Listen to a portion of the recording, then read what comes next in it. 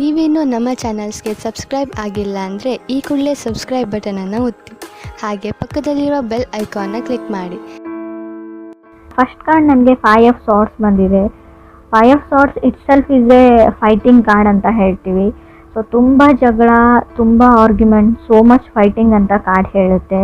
ಸ್ವಲ್ಪ ಟ್ರಿಗರಿಂಗ್ ಇರುತ್ತೆ. Other person ಏನೇ ಹೇಳಿದ್ರು ಯಾವುದಕ್ಕೂ ಟ್ರಿಗರ್ ಮಾಡ್ತಾ ಇದ್ದಾರೆ ಅಂತ ಅನಿಸುತ್ತೆ. ಇದರಿಂದ ಆರ್ಗ್ಯುಮೆಂಟ್ ಸ್ಟಾರ್ಟ್ ಆಗಿ ಸೊ ಕಮ್ಯುನಿಕೇಷನ್ ಸ್ಟಾಪ್ ಆಗೋ ಅಂಥ ಚಾನ್ಸಸ್ ಇದೆ. ಮೇ ಬಿ ಕೇರ್ಫುಲ್ ಆಗಿರಿ ಅಂತ ಹೇಳ್ತೀನಿ. ಯಾವಾಗಲೂ ನಿಮ್ಮ ಕಲೀಗ್ಸ್ ಇರಲಿ, ನಿಮ್ಮ ಫ್ಯಾಮಿಲಿ ಮೆಂಬರ್ಸ್ ಇರಲಿ, ಸೊ ನಿಮ್ಮ ಪಾರ್ಟ್ನರ್ ಜೊತೆನೇ ಜಗಳ ಆಗುತ್ತೆ ಅಂತ ಹೇಳಲ್ಲ. ತುಂಬ ವಿಷಯಗಳು ಟ್ರಿಗರ್ ಆಗುತ್ತೆ 5 ಆಫ್ ಸಾರ್ಟ್ಸ್ ಇರೋದ್ರಿಂದ. ನೀವು ಕನೆಕ್ಟ್ ಆಗಿರೋ ಪರ್ಸನ್ ಕೂಡ ಟ್ರಿಗರ್ ಆಗಿರ್ಬೋದು. ವೈಸ್ ವರ್ಸಾ ರೀಡಿಂಗ್ ಇದೆ. ಕ್ರಾಸ್ ವಾಚರ್ಸ್ ಯಾರಾದರೂ ನೋಡ್ತಾ ಇದ್ದರೆ ಪೇಷನ್ಸಿಂದ ಇರಿ ಅಂತ ನಾನು ಹೇಳ್ತೀನಿ. ಸ್ವಲ್ಪ ಕೇರ್ಫುಲ್ಲಾಗಿ ಕೂಡ ಇರಿ. ನಿಮ್ಮ ಸ್ಪೀಚ್ ಬಗ್ಗೆ ನೀವೇನು ಮಾತಾಡ್ತೀರಾ ಅದ್ರ ಬಗ್ಗೆ ನಿಮಗೆ ಗಮನ ಇರಲಿ ಅಂತ ಹೇಳ್ತೀನಿ ನಾನು. ಸೆಕೆಂಡ್ ಕಾರ್ಡ್ ನನಗೆ ಕಿಂಗ್ ಆಫ್ ಕಪ್ಸ್ ಬಂದಿದೆ. ಒಬ್ಸೆಸಿವ್ ಅಂತ ಹೇಳ್ತೀವಿ, ಒಬ್ಸೆಸಿವ್ ಇನ್ ಲವ್ ಅಂತ ಹೇಳ್ತೀವಿ. ನೀವು ತುಂಬ ಟೈಮಿಂದ ಅಥವಾ ತುಂಬ ವರ್ಷಗಳಿಂದ ಸೊ ಆ ಪರ್ಸನ್ ಜೊತೆ ಇರ್ಬೋದು, ಲಾಂಗೆಸ್ಟ್ ಟೈಮಿಂದ ಅಂತ ಹೇಳ್ಬೋದು. ಮೇ ಬಿ ನಿಮ್ಗೆ ಅನಿಸಿರ್ಬೋದು, ನಾನು ಇಷ್ಟಪಟ್ಟಿರೋ ವ್ಯಕ್ತಿ ಇವರಲ್ಲ, ನಾನು ಅಂದ್ಕೊಂಡಿರೋ ವ್ಯಕ್ತಿ ಇವರೇನಾ ಅಂತ ನಿಮಗೆ ಡೌಟ್ಸ್ ಬರ್ಬೋದು. ಏನು ಅಂದರೆ ಈ ಮಂತಲ್ಲಿ ಎಸ್ಪೆಷಲಿ ನಿಮಗೆ ಸ್ವಲ್ಪ ಪೇಷನ್ಸ್, ತಾಳ್ಮೆ ಅಗತ್ಯ ತುಂಬಾ ಇದೆ ಅಂತ ಹೇಳ್ಬೋದು. ಮೇ ಬಿ ತುಂಬ ಅವರು ಟ್ರಿಗರ್ ಮಾಡ್ಬೋದು ನಿಮಗೆ ಜಗಳಕ್ಕೆ, ಅಥವಾ ಅವ್ರಿಗೆ ಗೊತ್ತಿಲ್ಲದೇ ನಿಮ್ಗೆ ಹರ್ಟ್ ಮಾಡ್ಬೋದು. ಹರ್ಟ್ಫುಲ್ ವರ್ಡ್ಸ್ ಅಂತ ಹೇಳ್ತಾ ಇದೆ ಕಾರ್ಡು. ಥರ್ಡ್ ಕಾರ್ಡ್ ನನಗೆ ಏಸ್ ಆಫ್ ಪೆಂಟಿಕಲ್ಸ್ ಬಂದಿದೆ. ಮೇ ಬಿ ಹಣನೂ ಇಶ್ಯೂ ಆಗಿರ್ಬೋದು, ನಿಮಗೆ ಹಣಕಾಸಿನ ವಿಚಾರದಲ್ಲೂ ಜಗಳ ಆಗಿರ್ಬೋದು. ಮೇ ಬಿ ಕೆಲವ್ರಿಗೆ ಏಸ್ ಆಫ್ ಪೆಂಟಿಕಲ್ಸ್ ಅಂದರೆ ಒನ್ ಮೋರ್ ಚಾನ್ಸ್ ಅಂತ ಹೇಳ್ತೀವಿ. ನೀವು ಯಾರಿಗಾದ್ರೂ ಇನ್ನೊಂದು ಚಾನ್ಸ್ ಕೊಡ್ತೀನಿ ಅಂತ ಡಿಸೈಡ್ ಮಾಡಿರ್ಬೋದು, ಅಥವಾ ಅದರ್ ಪರ್ಸನ್ ನಿಮಗೆ. ಸೊ ಕೊಡಲ್ಲ ಅಂದರೂ ಕೂಡ ace of pentacles one more chance ಕೊಡ್ಬೋದು, ನೀವು ಇನ್ನೊಂದು ಚಾನ್ಸ್ ಕೊಟ್ಟು ನೋಡ್ಬೋದು ಅಂತ ಹೇಳುತ್ತೆ card. Because you love the person ಅಂತ ಕೂಡ ಕಾರ್ಡೇ ಹೇಳ್ತಾ ಇದೆ. ಕ್ರಾಸ್ ವಾಚರ್ಸ್ ನೋಡ್ತಾ ಇದ್ರು ಕೂಡ ಋಷಿಯವ್ರಿಗೆ ನೀವು ಒನ್ ಮೋರ್ ಇನ್ನೊಂದು ಅವಕಾಶನ ಕೊಡಬಹುದು ಅಂತ ಕಾರ್ಡ್ ಹೇಳುತ್ತೆ. ಫೋರ್ತ್ ಕಾರ್ಡ್ ನನಗೆ 9 ಆಫ್ ವಾಂಡ್ಸ್ ಬಂದಿದೆ. 9 ಆಫ್ ವಾಂಡ್ಸ್ ಅಂದರೆ fighting in the war zone ಅಂತ ಹೇಳ್ತೀವಿ. ಬರೀ ಜಗಳ, ನಿಮ್ಮ ಫ್ಯಾಮಿಲಿ ಮೆಂಬರ್ಸ್ ಅವ್ರ ಫ್ಯಾಮಿಲಿ ಮೆಂಬರ್ಸ್ ನಡುವೆನೂ ಜಗಳ ಆಗ್ಬೋದು. ಸೊ ರಿಯಲ್ ಎಸ್ಟೇಟ್ ವ್ಯವಹಾರನ ಮಾಡಬೇಡಿ ಅಂತ ಹೇಳ್ತೀವಿ. ಅದರಿಂದ ಕೂಡ ಜಗಳ ಸ್ಟಾರ್ಟ್ ಆಗ್ಬೋದು. ಈ ಹಣಕಾಸಿನ ವಿಚಾರದಲ್ಲಿ ಸ್ವಲ್ಪ ದೊಡ್ಡ ಮಟ್ಟದ ಟೆನ್ಷನ್ ಕೂಡ ನಿಮಗೆ ಬರ್ಬೋದು. ಹಾಗೆ ಕೂಡ ನಿಮ್ಮ ಮದುವೆ ಫಿಕ್ಸ್ ಆಗಿದ್ದರೆ, ಎಂಗೇಜ್ಮೆಂಟ್ ನಡೀತಾ ಇದ್ರು ಕೂಡ ಅಲ್ಲಿ ಗಲಾಟೆಗಳಾಗ್ಬೋದು ಸಂಬಂಧಿಕರ ಮಧ್ಯೆ, ರಿಲೇಟಿವ್ಸ್ ಮಧ್ಯೆ ಅಂತ ಕೂಡ ಆ ಕಾರ್ಡ್ ಹೇಳ್ತಾ ಇದೆ. ಫಿಫ್ತ್ ಕಾರ್ಡ್ ನನಗೆ 9 ಆಫ್ ವಾಂಡ್ಸ್ ಬಂದಿದೆ. ಎಕ್ಸಾಸ್ಟೆಡ್, ಟಯರ್ಡ್ ಅಂತ ಹೇಳುತ್ತೆ. 9 ಆಫ್ ವಾಂಡ್ಸ್ ಅಂದರೆ ಫೈಟಿಂಗ್ ಅಂತ ಹೇಳ್ತೀವಿ. ನಂಗೆ ಗೊತ್ತಿಲ್ಲ ಯಾಕಿಷ್ಟು ಜಗಳಗಳು ನಡೀತಾ ಇದೆ, ಆರ್ಗ್ಯುಮೆಂಟ್ಸ್, ಫೈಟಿಂಗ್ ನಡೀತಾ ಇದೆ ಅಂತ ಕೂಡ ಅರ್ಥ ಆಗ್ತಾ ಇಲ್ಲ. ಕೆಲವ್ರಿಗೆ ನಿಮಗೆ ಗೊತ್ತಿದೆ ಫ್ಯಾಮಿಲಿ ಮ್ಯಾಟರ್ಸ್ ಅಂತ ಹೇಳಿ, ಸೊ ಅದನ್ನು ರಿಸಾಲ್ವ್ ಮಾಡ್ಕೊಳ್ಬೋದು. ಬಟ್ ಜಾನಲ್ಲಿ ಆಗೋದು ತುಂಬ ಕಷ್ಟ. ಅದಕ್ಕೆ ಸ್ವಲ್ಪ ಟೈಮನ್ನು ಕೊಡಿ ನೀವು ಅಂತ ಹೇಳ್ತಾ ಇದ್ದೀನಿ ನಾನು. ಸ್ವಲ್ಪ ಡಿಸ್ಟರ್ಬೆನ್ಸ್ ಇದ್ದರೂ ಕೂಡ ಅಡ್ಜಸ್ಟ್ ಮಾಡ್ಕೊಳ್ಳಿ. 6th ಕಾರ್ಡ್ ನನಗೆ 6 ಆಫ್ ಸಾರ್ಟ್ಸ್ ಬಂದಿದೆ. Another opportunity. ನಿಮಗೆ 6 ಆಫ್ ಸಾರ್ಟ್ಸ್ ಇರೋದ್ರಿಂದ ಖಂಡಿತವಾಗಿ ಅವ್ರಿಗೆ ಸೊ ಪೇಷನ್ಸಿಂದ ಇದ್ದರೆ ನಿಮ್ಗೆ ಇನ್ನೊಂದು ಚಾನ್ಸ್ ಅಥವಾ ಆಪರ್ಚುನಿಟಿ ಸಿಗುತ್ತೆ. ಆ ಆಪರ್ಚುನಿಟೀಸಿಂದ ಎಲ್ಲನೂ ಸರಿ ಹೋಗುತ್ತೆ ಕೆಲವ್ರಿಗೆ ಅಂತ ಹೇಳ್ಬೋದು. ಎಷ್ಟೇ ಜಗಳ ಇರಲಿ, ಏನೇ ಆಗಿರಲಿ, ಪ್ಯಾಚಪ್ ಆಗಿ ಒಂದು ಏನು ಹೇಳ್ತಾರೆ ಸುಂದರವಾದ ಬದುಕು, ಲೈಫ್ ಅಂತ ಹೇಳ್ಬೋದು. 7th ಕಾರ್ಡ್ ನನಗೆ 5 ಆಫ್ ಸಾರ್ಟ್ಸ್ ಬಂದಿದೆ. ಇನ್ನೂ ಕೆಲವ್ರಿಗೆ 3 ಆರ್ಗ್ಯುಮೆಂಟ್ಸ್ ಹೇಳ್ತೀನಿ. ನಂಗೆ ಗೊತ್ತಿಲ್ಲ, ರೀಡಿಂಗೇ ಇದೇ ಥರ ಇದೆ, ಬರೀ ಜಗಳ ಆರ್ಗ್ಯುಮೆಂಟ್ಸ್ ಅಂತ ಹೇಳ್ತೀನಿ ಅಂತ ಅಂದ್ಕೊಳ್ಬೇಡಿ.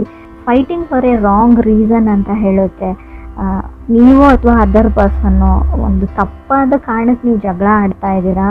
5 ಆಫ್ ಸಾರ್ಟ್ಸ್ ಇರೋದ್ರಿಂದ ಸ್ವಲ್ಪ ಯೋಚನೆ ಮಾಡಿ, ಪೇಷನ್ಸಿಂದ ನೋಡಿ, ನಾನು ಸರಿ ಇದ್ದೀನಾ, ನಾನು ಮಾತಾಡೋ ವಿಷಯ ಸರಿ ಇದೆಯಾ, ನಾನು ಆರ್ಗ್ಯುಮೆಂಟ್ ಮಾಡ್ತಾ ಇರೋ ಟಾಪಿಕ್ ಯಾವ ಥರ ಇದೆ, ಸಿಚುವೇಶನ್ ಸರಿಯಾಗಿದೆಯಾ ಅಂತ ಯೋಚನೆ ಮಾಡಿ. ಈ 8th ಕಾರ್ಡ್ ನನಗೆ 6 ಆಫ್ ವಾಂಡ್ಸ್ ಬಂದಿದೆ. Quick to exit. ತುಂಬ ಬೇಗ ನಾನು ಬಿಟ್ಬಿಡ್ತೀನಿ, ನಾನು ಸಪ್ರೇಟ್ ಆಗಿಬಿಡ್ತೀನಿ, ಡಿವೋರ್ಸ್ ತೊಗೊಂಡ್ಬಿಡೋಣ ಅಂತೀರಾ ನೀವು ಅಥವಾ ಅದರ್ ಪರ್ಸನ್. ಅವ್ರಿಗೆ ನಿಮಗೆ ಬ್ಲೇಮ್ ಬರುತ್ತೆ ಅಂತ ಹೇಳ್ಬೋದು. ಬಟ್ ಇಬ್ಬರದ್ದು ಫಾಲ್ಟ್ ಇದೆ. Both people have A fault ಅಂತ ಕಾರ್ಡ್ ಹೇಳ್ತಾ ಇದೆ. ಮೇ ಬಿ ಅದರ್ ಪರ್ಸನ್ ನಿಮ್ಮನ್ನು ಇಗ್ನೋರ್ ಮಾಡ್ಬೋದು, ಬ್ಲೇಮ್ ಎಲ್ಲ ನಿಮ್ಮ ಮೇಲೆ ಹಾಕ್ಬೋದು, ತಪ್ಪೆಲ್ಲ ನಿಮ್ಮದೇ ಅಂತ ಕೂಡ ಅನ್ಬೋದು. ಸ್ವಲ್ಪ ದಿನ ಸುಮ್ಮನಾಗಿ ಅಂತ ಹೇಳ್ತೀನಿ ನಾನು. 9th card ace of wands ಬಂದಿದೆ. ಇಗ್ನೋರ್ ಮಾಡ್ತಾ ಇದ್ದಾರೆ. Doing silent treatment. ನೀವೆಷ್ಟೇ ಕಾಲ್ ಮಾಡಿ, ಮೆಸೇಜ್ ಮಾಡಿ ರೆಸ್ಪಾನ್ಸ್ ಮಾಡಲ್ಲ, ಕಾಲ್ ಪಿಕ್ ಮಾಡ್ತಾ ಇಲ್ಲ ಅಂತ ಕೂಡ ನಿಮ್ಮ ಕಂಪ್ಲೇಂಟ್ ಇರ್ಬೋದು, ಅಥವಾ ನೀವು ಈ ಥರ ಮಾಡ್ತಾ ಇರ್ಬೋದು, ಅದರ್ ಪರ್ಸನ್ಗೆ ಇಗ್ನೋರ್ ಮಾಡ್ತಾ ಇರ್ಬೋದು ಅಂತ ಕಾರ್ಡ್ ಹೇಳ್ತಾ ಇದೆ. 10th ಕಾರ್ಡ್ ನನಗೆ 4 ಆಫ್ ಪೆಂಟಿಕಲ್ಸ್ ಬಂದಿದೆ, 11th ಹರ್ಮೆಟ್ ಕಾರ್ಡ್ ಬಂದಿದೆ. ನೋ ಕಮ್ಯುನಿಕೇಷನ್ ಅಂತ ಹೇಳುತ್ತೆ. ಕಮ್ಯುನಿಕೇಷನ್ ಇರಲ್ಲ, ತುಂಬ ಸೆನ್ಸಿಟಿವ್ ಇದ್ದಾರೆ ಪರ್ಸನ್. ಮೇ ಬಿ ನಾನಿಲ್ವಾ ಅಂತ ನೀವು ಕೇಳ್ಬೋದು, ಬಟ್ ನೀವು ಕನೆಕ್ಟ್ ಆಗಿರೋ ವ್ಯಕ್ತಿ ತುಂಬ ಸೆನ್ಸಿಟಿವ್ ಪರ್ಸನ್ ಅಂತ ಹೇಳ್ಬೋದು. ಚಿಕ್ಕ ಪುಟ್ಟ ವಿಷಯಕ್ಕೂ ತುಂಬ ಸೆನ್ಸಿಟಿವ್ ಆಗ್ತಾರೆ ಅವರು. ಹರ್ಮೆಟ್ ಕಾರ್ಡ್ ಬಂದಿರೋದ್ರಿಂದ ಡಿಪ್ರೆಷನ್ ಅಂತ ಹೇಳ್ತೀನಿ ನಾನು, ಆ್ಯಂಗ್ಸೈಟಿ, ತುಂಬ ಆತಂಕದಲ್ಲಿರ್ತಾರೆ ಅವರು ಅಥವಾ ನೀವು. ಸೋಲ್ ಸರ್ಚಿಂಗ್ ಅಂತ ಕೂಡ ನಾವು ಕರಿತೀವಿ ಇದನ್ನು. ನಾನು ಒಂಟಿ ಆಗಿದ್ದೀನಿ, ನನಗೆ ಯಾರೂ ಇಲ್ಲ ಅಂತ ಲೋನ್ಲಿನೆಸ್ ಕೂಡ ಫೀಲ್ ಆಗ್ಬೋದು ನಿಮಗೂ ಅಥವಾ ಅದರ್ ಪರ್ಸನ್ಗೂ. 12th ಕಾರ್ಡ್ ನನಗೆ 8 ಆಫ್ ಕಪ್ಸ್ ಬಂದಿದೆ. ನೀವು ಕೂಡ ತುಂಬ ಟಯರ್ಡ್ ಆಗಿ ಅಂತ ಹೇಳ್ಬೋದು. ಪೇಷನ್ಸ್ ಇಸ್ ಎವ್ರಿಥಿಂಗ್ ಅಂತ ಕಾರ್ಡ್ ಹೇಳುತ್ತೆ. ಆರ್ಗ್ಯುಮೆಂಟಿಗೆ ಹೋಗಬೇಡಿ ಅಂತ ಹೇಳ್ತೀನಿ. ನೋ ಟೈಮ್ ಫಾರ್ ಆರ್ಗ್ಯುಮೆಂಟ್ ಅಂತ ಇಟ್ಕೊಂಡಿರಿ ನೀವು ಮನಸ್ಸಲ್ಲಿ. ಸೊ ಇಗ್ನೋರೆನ್ಸ್ ಕೂಡ ಇದೆ. 13 ಕಾರ್ಡ್ ನನಗೆ 2 ಆಫ್ ಸಾರ್ಡ್ಸ್ ಬಂದಿದೆ. ಆದಷ್ಟು ನೀವು ಇಗ್ನೋರ್ ಮಾಡೋದಾದರೆ ಪರ್ಸನ್ ಅಲ್ಲ, ಸಿಚುವೇಶನ್ನ ಇಗ್ನೋರ್ ಮಾಡಿ ಅಂತ ಹೇಳ್ತೀನಿ. ಸೊ 2 ಪೀಪಲ್ ಇನ್ವಾಲ್ವ್ಡ್, 2 ಆಫ್ ಸಾರ್ಡ್ಸ್ ಇರೋದ್ರಿಂದ ಖಂಡಿತವಾಗ್ಲೂ ಏನೇ ಮಾಡಿ ಫೆಬ್ವರೆಗೂ ಆರ್ಗ್ಯುಮೆಂಟ್ಸ್ ಬಿಲ್ಡಪ್ ಆಗ್ತಾನೇ ಹೋಗುತ್ತೆ. ಹರ್ಮೆಂಟ್ ಕಾರ್ಡ್ ಇರೋದ್ರಿಂದ ಅವ್ರದ್ದು ನಿಮ್ಮ ಮನೆ ನಡುವೆ ಮಾತುಕತೆ ಅಥವಾ ನಿಮ್ಮ ಮಧ್ಯೆ ಕಮ್ಯುನಿಕೇಷನ್ ಸ್ಟಾಪ್ ಆಗ್ಬೋದು ಅಂತ ಕೂಡ ಕಾರ್ಡ್ ಹೇಳುತ್ತೆ. ಸೈಲೆಂಟ್ ಟ್ರೀಟ್ಮೆಂಟ್ ಅಂತ ಕೂಡ ನಾವು ಕರಿತೀವಿ. ಸೊ 7th ಕಾರ್ಡ್ 5 ಆಫ್ ಸಾರ್ಡ್ಸ್ ಇರೋದ್ರಿಂದ ಮೇ ಬಿ ಅವ್ರ ಫ್ಯಾಮ್ಲಿ ಮೆಂಬರ್ಸೇ ನಿಮ್ಗೊಂದು ಇಶ್ಯೂ ಆಗಿದ್ದಾರೆ, ಅಥವಾ ನಿಮ್ಮ ಫ್ಯಾಮ್ಲಿ ಮೆಂಬರ್ಸ್ ಅವ್ರಿಗೆ ಇಶ್ಯೂ ಆಗಿರ್ಬೋದು. ನಿಮ್ಮ ಮಧ್ಯೆ ಪ್ರಾಬ್ಲಮ್ ಇಲ್ಲ ಅಂದರೂ ಪ್ರಾಬ್ಲಮ್ ತಂದಿಡ್ತಾ ಇರ್ಬೋದು ಅಂತ ಕೂಡ ಕಾರ್ಡ್ ಹೇಳುತ್ತೆ. ಫ್ರೆಂಡ್ಸ್, ಮೇ ಬಿ ನೀವಿಬ್ಬರು ಹಿಡಿದ್ರೆ ಇನ್ನೂ 3 ಮೆಂಬರ್ಸ್ ಇನ್ವಾಲ್ವ್ ಇದ್ದಾರೆ ಇದರಲ್ಲಿ. ಆ ಮನೆಯವ್ರು ಇರ್ಬೋದು ಅಥವಾ ನಿಮ್ಮ ಮನೆಯವ್ರು ಇರ್ಬೋದು, ಅದರ್ ಪರ್ಸನ್ ಮನೆಯವ್ರು ಇರ್ಬೋದು. ಸೊ ನಿಮ್ಮ ಪೇರೆಂಟ್ಸ್ ಇರ್ಬೋದು, ಅವ್ರ ಪೇರೆಂಟ್ಸ್ ಆಗಿರ್ಬೋದು. ಸೊ ಟೋಟಲಿ 5 ಮೆಂಬರ್ಸ್ ಇನ್ವಾಲ್ವ್ಡ್ ಇದ್ದೀರಾ ಈ ಆರ್ಗ್ಯುಮೆಂಟ್, ಈ ಫೈಟಿಂಗಲ್ಲಿ ಅಂತ ಕಾರ್ಡ್ ಕ್ಲಿಯರಾಗಿ ಹೇಳ್ತಾ ಇದೆ. ಮೇ ಬಿ ಅವರೆಲ್ಲರೂ ಸೇರಿಬಿಟ್ಟು ನಿಮ್ಮನ್ನು ಒಂಟಿ ಮಾಡ್ಬೋದು, ಅಥವಾ ನೀವು ನಿಮ್ಮ ಫ್ಯಾಮ್ಲಿ ಜೊತೆ ಸೇರಿ ಅವ್ರನ್ನ ಒಂಟಿ ಮಾಡ್ಬೋದು ಅಂತ ಕೂಡ ಕಾರ್ಡ್ ಹೇಳ್ತಾ ಇದೆ. ತಾಳ್ಮೆ ತುಂಬ ಇಂಪಾರ್ಟೆಂಟ್ ಆಗುತ್ತೆ ಇಲ್ಲಿ. ನಿಮ್ಗೆ ಇಷ್ಟ ಇಲ್ಲ ಅವರಿಂದ ದೂರ ಆಗೋದು. The end of the day ಅವ್ರ ಮೇಲೆ ನಿಮಗೆ ಲವ್ ಇದೆ, ನಿಮ್ಮ ಮೇಲೆ ಅವ್ರಿಗೆ ಲವ್ ಇದೆ. ಸೊ ಹಾಗಿದ್ರೆ ನೀವು ಸ್ವಲ್ಪ ಸುಮ್ಮನಿರೋದು ಬೆಟರು.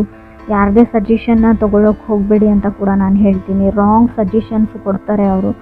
ರಾಂಗ್ ರೀಸನ್ಸ್ಗೆ ನೀವು ಫೈಟ್ ಮಾಡ್ತೀರಾ. ಸೊ ಅದು ಜಗಳಾಡೋ ವಿಷಯನೂ ಆಗಿರಲ್ಲ ಅಂತ ಕೂಡ ಕಾರ್ಡ್ ಹೇಳ್ತಾ ಇದೆ. ಎವ್ರಿ ಡೇ ಆರ್ಗ್ಯುಮೆಂಟ್ ಅಂತ ಹೇಳುತ್ತೆ. 8 ಆಫ್ ಕಪ್ಸ್ ಇರೋದ್ರಿಂದ ಸ್ವಲ್ಪ ನೆಗೆಟಿವ್ ರೀಡಿಂಗ್ ಇದೆ, ನಾನು ಒಪ್ಕೊಳ್ತೀನಿ. ಬಟ್ ಇನ್ ಕೇಸ್ ನೀವೇನಾದರೂ ಮದುವೆಗೋ ಅಥವಾ ಹುಡುಗನೋ ಹುಡುಗಿನೋ ಹುಡುಕ್ತಾ ಇದ್ದರೆ ಅಂಥ ಆಪರ್ಚುನಿಟೀಸ್ ಕೂಡ ನಿಮಗೆ 6 ಆಫ್ ಸಾರ್ಡ್ಸ್ ಇರೋದ್ರಿಂದ ಖಂಡಿತವಾಗ್ಲೂ ಆಪರ್ಚುನಿಟೀಸ್ ನಿಮಗೆ ಹುಡ್ಕೊಂಡು ಬರುತ್ತೆ ಅಂತ ನಾನು ಹೇಳ್ತೀನಿ. ಬಟ್ ಇಲ್ಲೂ ಕೂಡ ನೀವು ರಿಲೇಟಿವ್ಸ್ ಮಾತನ್ನ ಕೇಳೋಂಗಿಲ್ಲ. ನಿಮ್ಗೆ ಯಾರು ಆಫರ್ಸ್ನ ತಂದು ಕೊಟ್ಟಿರ್ತಾರೆ. ಸೊ ಸ್ವಲ್ಪ ಮ್ಯಾನಿಪುಲೇಟರ್ ಇದ್ದಾರೆ ಅವರು. ಇಲ್ಲದೆ ಇರೋದನ್ನೆಲ್ಲ ಇದೆ ಅಂತ ಹೇಳೋವಂಥ ವ್ಯಕ್ತಿ.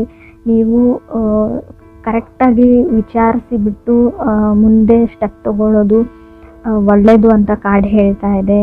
ಡಿಲೇ ಹೇಳ್ತೀನಿ. ಓವರ್ ದ ಟೈಮ್ ಸ್ವಲ್ಪ ನಿಮಗೆ ಎಲ್ಲದರಲ್ಲೂ ಡಿಲೇ ಅಂತ ಅನ್ನಿಸ್ಬೋದು.